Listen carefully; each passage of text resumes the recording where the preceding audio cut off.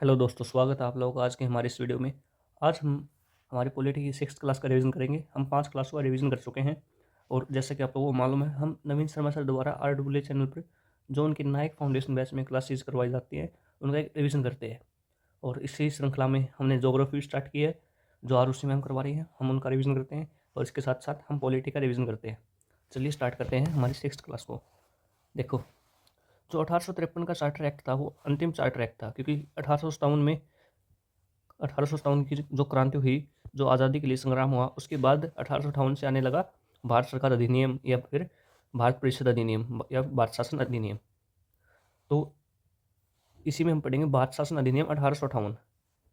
देखो इसकी क्या विशेष बातें थी।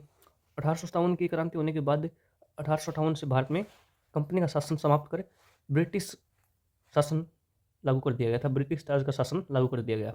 अब ब्रिटिश सरकार भारत पर सीधा नियंत्रण करती थी और इस भारत शासन अधिनियम के तहत जो BOD और BOC, बोर्ड ऑफ डायरेक्टर और बोर्ड ऑफ कंट्रोलर्स, जो दो सभाएं बनाई गई थी, उनको बर्खास्त कर दिया गया। BOD में कितने मेंबर बताए थे मैंने? पहले 24 थे, फिर 18 कर दिए गए। और BOC में 6 मेंबर थे और इसका अध्यक्ष कौन हुआ करता था? ब्रिटिश कैबिनेट का कोई मिनिस्टर होता था। अब इसको समाप्त करके इसी जगह एक बनाया गया गृह सरकार। ठीक है, गृह सरकार की स्थापना की गई। अब गृह सरकार की क्या विशेष बातें हुए देखते हैं। गृह सरकार, भारतीय सचिव का पद बनाया गया। इस गृह सरकार में एक भारतीय सचिव का पद बनाया गया। इस गृह सरकार को क्यों बनाया गया था? ताकि भारत में प्रशासन का कार्य ये देख सके। प्रशासन चलाने के लिए मुख्य रूप से गृह सरकार को बनाया गया और इसमें एक भारत सचिव का पद बनाया गया और इसके साथ साथ इसमें एक 15 सदस्यीय एक परिषद बनाई गई। ठीक है, इसमें एक 15 सदस्यीय परिषद बनाई गई और इस भारत सचिव के पद को और इस 15 सदस्यीय एक परिषद को, दोनों को मिलाकर बोला जाता था भारत परिषद। ओके, पहले भारतीय सचिव कौन थे? पहले भारत सचिव कौन थे? वो थे एडवर्ड स्टैनली। पहले भारत सचिव थे एडवर्ड स्टैनली और सेकंड भारत सचिव कौन थे? Charles Wood. ये आपके एग्जाम में सीधा पूछ लिया जाता है, तो इनको ध्यान रखना। देखो, जो भारत सचिव का पद बनाया गया था और 15 सदस्यीय एक परिषद बनाई गई थी, इनका वेतन भारतीय राजस्व से दिया जाता था और इस चीज़ को कब समाप्त किया गया? 1919 के एक्ट के तहत।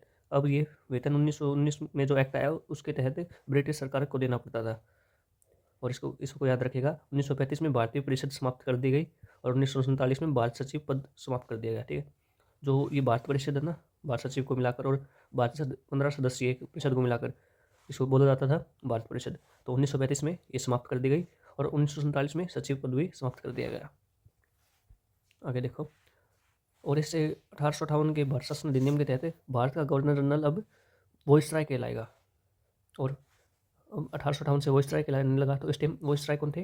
कैनिंग। कैनिंग का शासनकाल याद रखिएगा, 1858 से 1856 से 1862। और इससे पहले कौन थे? डलहौजी, जिनका 1848 से 1856। तो 1858 से अब गवर्नर जनरल वॉइसराय कहलाने लगा। तो आखिरी गवर्नर जनरल कौन हुआ 1858 में? कौन था? कैनिंग। ठीक है, और फिर पहला वॉइसराय कौन बना? कैनिंग ही बनेगा। तो अंतिम गवर्नर जनरल और पहला वॉइसराय कौन था? कैनिंग। 1 नवंबर 1858 को कैनिंग ने महारानी विक्टोरिया की घोषणा पढ़ी। तो आपके एग्जाम में डायरेक्ट पूछा गया है SSC में कि ये कैनिंग ने ये उद्घोषणा कहाँ पढ़ी? ये पढ़ी थी मिंटो पार्क प्रयागराज में। कौन सी नदी के किनारे? यमुना नदी के किनारे। और इस घोषणा को एक भारतीय जनता का मैग्ना कार्टा भी कहा जाता है। इसमें क्या क्या बात की गई थी? भारतीय को इकोनॉमिकल इक्वलिटी देने की, पॉलिटिकल आज़ादी देने की, पॉलिटिकल फ्रीडम देने की और कल्चरल इक्वलिटी देने की। क्योंकि ब्रिटेन सरकार देख चुकी थी कि 1857 की क्रांति में अगर भारतीय एक साथ हो जाते तो वो ईस्ट इंडिया कंपनी और ब्रिटिश शासन को एक बिल्कुल उखाड़ फेंकते। तो इसी कारण इन्होंने इनका थोड़ा बहुत इनको खुश रखने के लिए ये अधिकार घोषणा पत्र में दिए गए। वास्तव में तो आप लोग भी जानते हैं कि कितने अधिकार मिले थे, लेकिन घोषणा पत्र में भारतीय को खुश रखने के लिए ये अधिकार दिए गए। फिर देखो, इसकी कुछ कमियां आया, इनमें कुछ चेंज करना था, उसके लिए एक आया भारत परिषद अधिनियम 1861। भारतीयों का शासन में सहयोग बढ़ाया गया। इसमें देखो, वॉइसराय के साथ 5 सदस्य जोड़े गए। पहले वॉइसराय के साथ, मतलब वॉइसराय का पहले गवर्नर जनरल था तो उसके साथ 4 थे, फिर 3 हुए। तो अब इसमें 5 सदस्य जोड़े गए और वॉइसराय और इन 5 सदस्यों को मिलाकर एक कार्यकारिणी सभा बनाई गई। इसमें सारे सदस्य क्या होंगे? सरकारी सदस्य होंगे। और इसके साथ साथ वॉइसराय को 6 से 12 अतिरिक्त सदस्य बढ़ाने की शक्ति दी गई और इनका कार्यकाल कितना किया गया? 2 वर्ष। और इन 6 से 12 सदस्यों में क्या होगा, आधे भारतीय होंगे, लेकिन ये गैर सरकारी सदस्य होंगे। आधे भारतीय मतलब अगर 6 सदस्य चुने गए हैं तो इनमें से ये मान लो आधे कितना हो गया, 3 भारतीय होंगे। और ये 6 से 12 सदस्य थे, ये विधि बनाने में सहायक होते थे, विधि बनाने में अपना सहयोग देते थे। और ये याद रखिएगा, ये गैर सरकारी थे। यहाँ पर गैर सरकारी सदस्य के रूप में 3 भारतीय को जोड़ा गया। इसमें 3 भारतीय सदस्य, 3 भारतीय गैर सरकारी सदस्य कौन कौन थे? पहले थे पटियाला के राजा नरेंद्र सिंह, दूसरे थे बनारस के राजा ईश्वरी प्रसाद नारायण, और तीसरे थे सर दिनकर राव। और इस 1861 के अधिनियम के तहत वायसराय को अध्यादेश की शक्ति दी गई। 1861 के इस अधिनियम में वायसराय को अध्यादेश की शक्ति दी गई। इसमें अध्यादेश के अनुसार वो प्रांतीय नियंत्रण कर सकता था। इसमें क्या क्या था? 3 तरह के नियंत्रण थे। नए प्रांत का गठन कर सकता था, प्रांत सीमा में परिवर्तन कर सकता था, और प्रशासकों की नियुक्ति कर सकता था। ठीक है, अब देखो, प्रांतों को विधि बनाने की शक्ति दे दी गई। 1861 के इस प्रसिद्ध अधिनियम के तहत प्रांतों को विधि बनाने की शक्ति दे दी गई, पर इसमें भी वायसराय की स्वीकृति जरूरी थी। तो देखो, यहाँ से एक भारत में अभी जो व्यवस्था, उस व्यवस्था का उदाहरण मिलता है। प्रांतों को शक्ति दे दी गई कि वो अपनी विधि बना सकते हैं, लेकिन उसके लिए स्वीकृति, उसके लिए भी ऊपर स्वीकृति किसकी होगी? वायसराय की, जो एक सेंटर पावर में बैठा है। तो यहाँ से ही विकेंद्रीकरण का प्रारंभ दिखता है। शक्तियों का बंटवारा 2 जगह, एक तो प्रमुख होता है, एक उसके नीचे। ऐसी व्यवस्था कहाँ है? भारत में। तो विकेंद्रीकरण का आरंभ कहाँ से? और आपसे पूछ ले तो ये है 1861 के भारत परिषद अधिनियम से मिलता है आपको। देखो, ये व्यवस्था कहाँ की गई थी? प्रांतों को विधि बनाने की या फिर जो छूट दी गई थी या शक्ति दी गई थी, वो मुंबई और मद्रास प्रेसिडेंसी में दी गई थी। और इसी अधिनियम के तहत प्रांतों में विधान परिषद की स्थापना की गई। अभी आप बताइएगा कि आप अभी भारत में कितने राज्यों में विधान परिषद है? ये लोग आप कमेंट बॉक्स में बताइएगा। मैंने पिछली वीडियो में बताया आप लोगों को।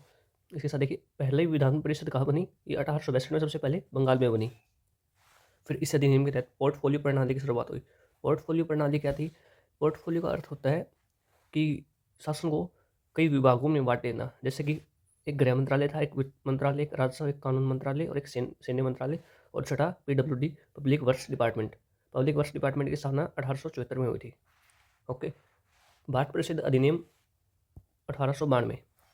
ये अधिनियम आया 1892 में। ये डफरिन की योजना पर आधारित था। डफरिन इस समय भारत का कौन था? वायसराय। और भारत में 1885 में जो कांग्रेस की स्थापना हुई, उस टाइम भी वायसराय कौन था? डफरिन। विधान परिषद में सीटों की संख्या में वृद्धि की गई। पहले तो 6 से 12, अब कर दी गई 10 से 16। और इसके साथ प्रथम बार निर्वाचन अप्रत्यक्ष रूप से करवाने का निर्णय लिया गया। इसमें जो भी गैर सरकारी सदस्य हैं उनको मनोनीत किया जाने लगा। पहले तो अंग्रेज अपने हिसाब से गैर सरकारी सदस्य में अगर भारतीय लेने होते थे, अपने हिसाब से ले लेते थे, पर अब की बार मनोनीत किया जाने लगा। और ये मनोनीत कौन करता था? नगर पालिका और इनके नीचे जो भी संस्थाएं काम करती थी, उनमें प्रमुख होते थे वे। ठीक है, बजट पर बहस की जाने की शक्ति दी, पर प्रश्न पूछने की शक्ति दी। लेकिन इस प्रश्न पूछने के लिए क्या प्रावधान था कि आपको 6 दिन पहले सूचित करना होगा कि आपको क्या प्रश्न पूछना है, और इसके लिए कोई भी बाध्य नहीं था कि इसका जवाब दिया जाए। और पूरक प्रश्न पूछने की अनुमति नहीं थी। पूरक पूछने की मतलब जिस टाइम जज या फिर जो भी न्याय व्यवस्था में बैठा है, वो किसी क्वेश्चन का आंसर कर रहा है, तो उसके बीच में अगर उसको कुछ और पूछना हो तो वो पूछ नहीं सकता था। ठीक है, मतलब जो प्रश्न पूछने की शक्ति तो दे दी थी, लेकिन इसका कोई औचित्य था नहीं, क्योंकि ना ही तो वो आंसर देने के लिए बाध्य था, और ना ही वो पूरक क्वेश्चन कर सकता था, पूरक प्रश्न पूछ सकता था। इसके बाद आता है आप लोगों का मोस्ट इंपोर्टेंट भारतीय परिषद अधिनियम 1909। इसे मार्ले मिंटो सुधार भी कहा जाता है। मिंटो उस समय 1909 में भारतीय वायसराय थे, और मार्ले कौन था? राज्य सचिव। जो 1858 में एक राज्य सचिव या भारत सचिव पद बनाया गया था, वो कौन था? मार्ले। इनका मुख्य उद्देश्य क्या था? भारत और हिंदू और मुस्लिम के बीच खाई या फिर इनके बीच और ज़्यादा गैप करना, इनके बीच दुश्मनी करवाना। दूसरा ये चाहते थे, जो कांग्रेस के 2 गुट थे, एक नरम दल और एक गरम दल, इनके बीच ज़्यादा से ज़्यादा वाद विवाद करवाना, ताकि ये इस चीज़ का यूनिटी को तोड़ के भारत में अपने और भी ज़्यादा प्रशासन को मजबूत कर सके। परिषद में अब सदस्यों की संख्या 60 कर दी गई। आधे गैर सरकारी होंगे। वही बात, पहले 6 से 12 थी, 6 से 12, फिर 10 से 16 की गई। अब कितनी कर दी गई? अब कर दी गई 60। 1909 की इस अधिनियम में प्रत्यक्ष निर्वाचन आरंभ कर दिया गया, लेकिन इसमें लिमिटेड वोटिंग राइट्स दिए गए बस। पूरक प्रश्न पूछने का अधिकार मिला। पृथक निर्वाचन मंडल की व्यवस्था, इसमें क्या था? प्रथम बार मुस्लिमों को वोट देने के लिए अधिकार दिया गया है, और लेकिन ये किया गया कि और कोई मुस्लिम है तो उसको मुस्लिम ही वोट दे सकेगा। प्रथम बार वायसराय की कार्यकारिणी में एक भारतीय शामिल किया गया। पहले इसकी कार्यकारिणी सभा में 5 सदस्य होते थे, उनमें कोई भारतीय नहीं होता, लेकिन प्रथम बार 1909 में एक भारतीय शामिल किया गया। वो कौन था? सत्येंद्र पी सिन्हा, और इसे ऑफिशियल मेंबर, सरकारी मेंबर बनाया गया। भारत सचिव की परिषद में 2 भारतीय शामिल किए गए।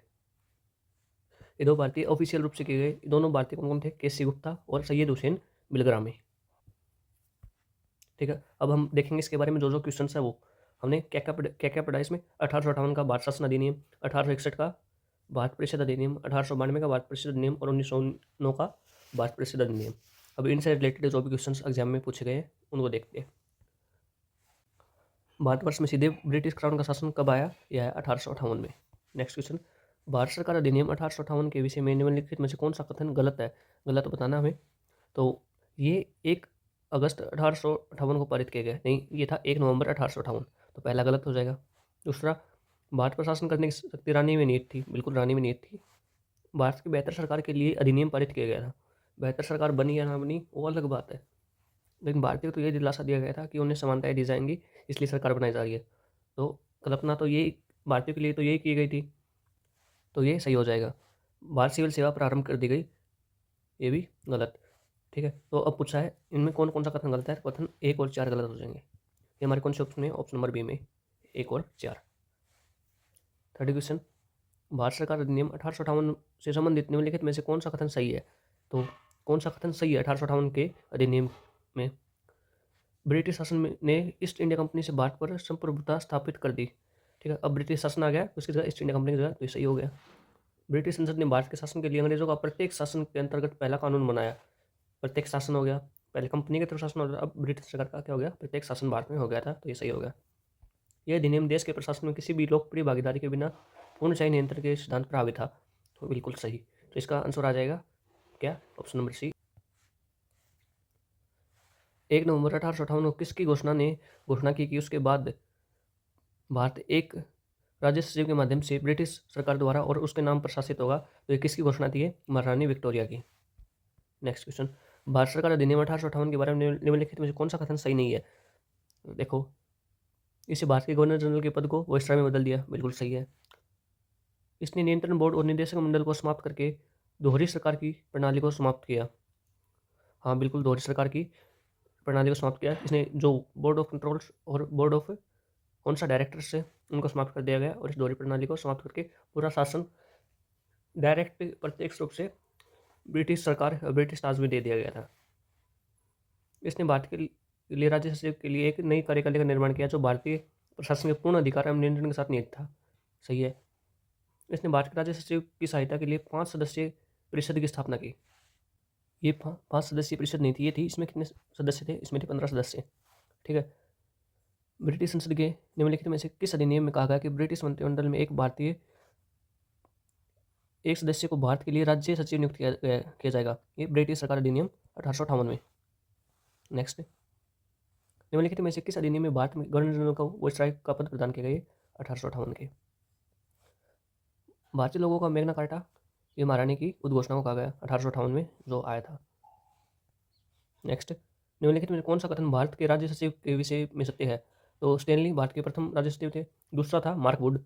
ठीक है, भारत के राज्य सचिव का कार्यालय भारत सरकार अधिनियम 1935 के तहत बनाया गया, नहीं है तो 1858 में बना दिया गया था, तो ये गलत हो जाएगा और ये सही हो जाएगा, तो केवल एक सही होगा।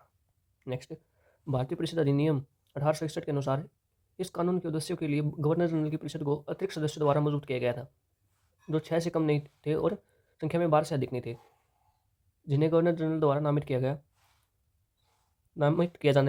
जाना था और जिनके लिए पद धारण करने का समय था। तो इसका कार्यकाल कितना बताया था मैंने? 2 वर्ष। नेक्स्ट क्वेश्चन, 1862 में निम्नलिखित में से किस भारतीय को तत्कालीन वाइसराय कैनिंग ने अपनी विधान परिषद में नामित किया? तो किसे किया था? 3 गैर सरकारी सदस्य थे, कौन कौन से थे? बनारस के राजा थे, एक पटियाला के महाराजा थे और एक सदिनकर राव थे। ये सर की उपाधि ने अंग्रेजों ने दी थी। पोर्टफोलियो प्रणाली किसके द्वारा लागू की गई? ये कैनिंग ने की थी। कब? कौन से अधिनियम में? ये आप लोग बताएंगे, अभी ऊपर पढ़ा था मैं। भारतीय परिषद अधिनियम 1892 में, जो कि एक संशोधित अधिनियम था जिसने केंद्रीय विधानसभा के में सदस्यों की संख्या में वृद्धि की। कितनी कर दी गई थी 1892 में? 6 से 12 थी, फिर 10 से 16 कर दी गई। तो आप इसमें अधिकतम बताएंगे कितनी थी, और न्यूनतम पूछ लेता तो आप 10 बताते, लेकिन अगर पूछा कितने सदस्यों की संख्या कर दी गई तो आप ऑप्शन में 10 भी है, 16 भी है, तो आप 16 बताएंगे। Okay, question number 14। भारतीय परिषद अधिनियम 1909 के तहत मिंटो मार्ले या फिर मार्ले मिंटो अधिनियम में विधान परिषद की सीटों को बढ़ाकर कितना कर दिया गया? तो ये कर दिया गया था 60। पहले 6 से 12 थी, फिर 10 से 16 हुई, अब कितनी हो गई? 1909 के अधिनियम के तहत ये होगी 60, याद रखिएगा। भारतीय परिषद अधिनियम 1909 में 9 के संबंध में निम्नलिखित कथनों पर विचार कीजिए। अधिनियम ने अनुपूरक प्रश्न पूछने और बजट पर प्रस्तावों को स्थानांतरण करने के लिए विधान परिषद के सदस्यों को सशक्त बनाया, तो ये सही हो जाएगा। इस अधिनियम ने मुसलमानों को एक अलग निर्वाचन मंडल देकर सांप्रदायिकता को वैध बनाया, तो ये बिल्कुल सही है। इसके तहत एक अलग से निर्वाचन मंडल दिया गया है जिसमें और कोई मुसलमान प्रत्याशी उठा हुआ है तो उसको मुसलमान ही वोट दे सकेंगे, ये अधिनियम लाया गया था। तो इसमें क्या हो जाएगा? दोनों कथन सही है, तो ऑप्शन नंबर सी, कथन 1 और 2 दोनों सही। नेक्स्ट क्वेश्चन देखो, भारत परिषद अधिनियम 1909 पार्लियामेंटो सुधार के संबंध में निम्नलिखित में से कौन सा कथन सही है, इसकी पहचान करनी है। तो इसमें भारत के राज्य सचिव जॉन मार्ले और भारत के वाइसराय मिंटो ने तीसरे राजा के नाम पर इसे आमतौर पर पार्लियामेंट सुधार के रूप से जाना जाता है। तो इसमें देखिए, इस बात का कोई मतलब ही नहीं है। मिंटो के तीसरे राजा के नाम पर, इसमें मिंटो कौन था? वाइसराय, तो इसके तीसरे राजा के नाम पर, तो ये पहला गलत हो गया।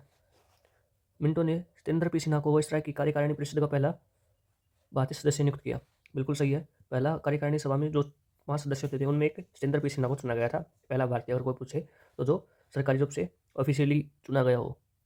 इसके नेक्स्ट, भारत इस अधिनियम का उद्देश्य विभिन्न समुदाय को एकजुटता का तो सवाल ही नहीं उठता। पार्लियामेंटो सुधारों के अनुसार केंद्र में विभाजन परिषद के सदस्यों की 3 श्रेणियां थी, गलत। तो इसमें कौन सा ऑप्शन सही हो जाएगा? ऑप्शन नंबर बी, केवल बी सही है। तो आप लोग बताइएगा, आप लोगों ने इन 16 क्वेश्चन में से कितने सही किए।